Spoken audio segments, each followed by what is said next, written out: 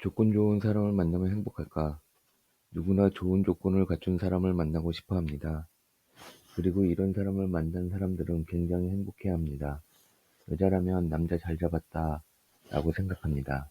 주위에서도 다 여자가 별볼 일 없는데 신랑 하나는 잘 골랐군 이렇게 얘기합니다. 그러면 남자 쪽에서는 또 어떻겠어요? 남자가 다 좋은데 부인 하나를 잘못 만났다 라고 말합니다. 이게 다 엇박자가 되는 것입니다. 어쨌든 상대를 참 잘 잡았다, 잘 만났다 하고 결혼을 합니다. 그런데 막상 살아보면 잘 잡았다, 횡재했다 하는 게 도리어 괴로움의 원인이 됩니다. 인물도 괜찮고 돈도 있고 교양도 있는 남자를 나만 좋아합니다. 다른 여자도 좋아합니까? 당연히 다른 여자도 좋아합니다. 조건 좋은 조건을 갖춘 남자는 총각만 아니라 유부남이라도 여자들이 좋아합니다. 바로 여기에서 문제가 생깁니다. 내가 잘 잡았다고 생각할수록 문제가 따르는 것입니다.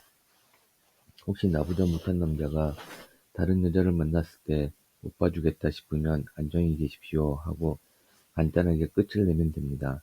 고민할 일도 아닙니다. 그런데 상대를 잘 잡았을 때는 갈등이 생깁니다. 문제가 있지만 버리기에는 너무 아깝고 더구나 그만한 사람을 다시 찾기가 어렵기 때문입니다.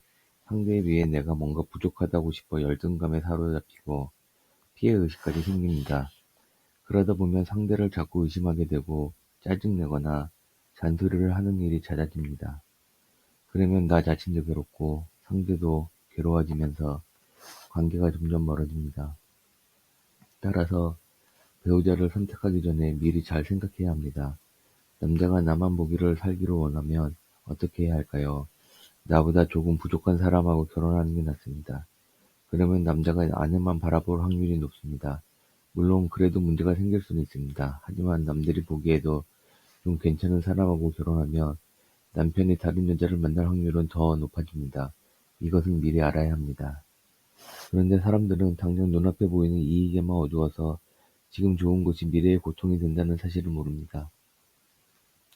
5년을 살든 10년을 살든 괜찮은 사람하고 한번 살아봐야지 이렇게 판단하고 마음을 비우면 나중에 혹시 남편이 바람을 피우는 문제가 생기더라도 어떻게 받아들일까요?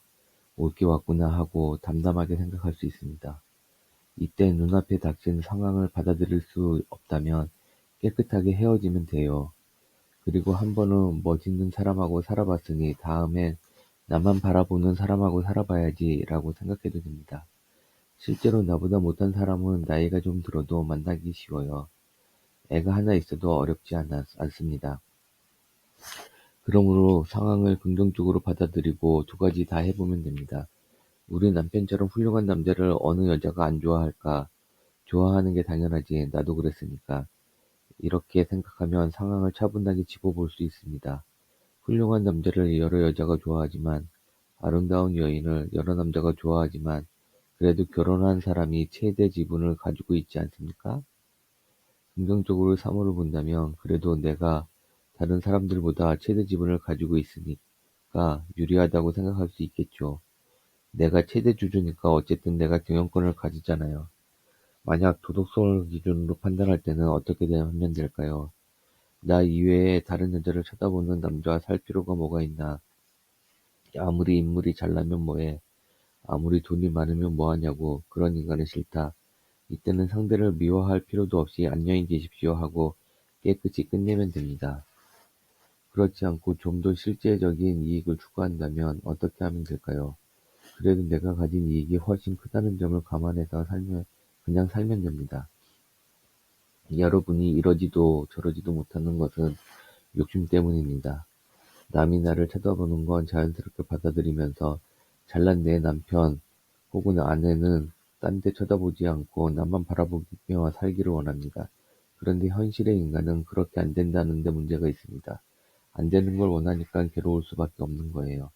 결혼할 때 좋은 조건이라고 생각한 것이 결과적으로도 유리한지 불리한지는 알 수가 없습니다.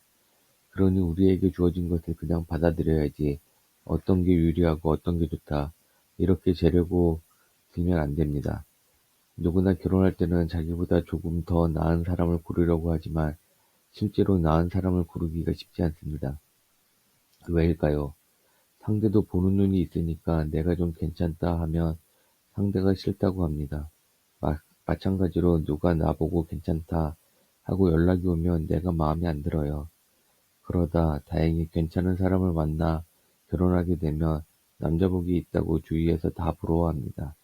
하지만 사람들이 복 많다고 하는 일에는 반드시 과보가 따릅니다. 돈도 있고 인물도 괜찮기 때문에 이런 남자는 이성 문제가 끊이질 않습니다. 그 때문에 남들이 부러워할 만한 사람을 만난 데 따른 고통을 겪어야 해요.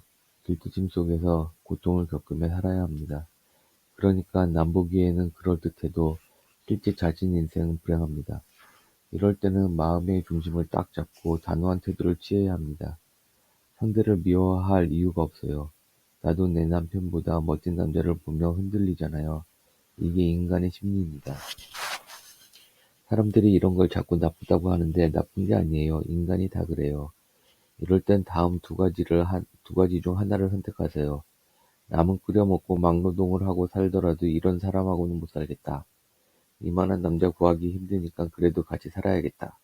만약 살아야겠다고 마음먹었다면 상대가 혹시 바람을 피우더라도 그래, 그래도 내 권리가 제일 크다고 생각하고 그 상황을 있는 그대로 받아들이는 자세가 필요합니다.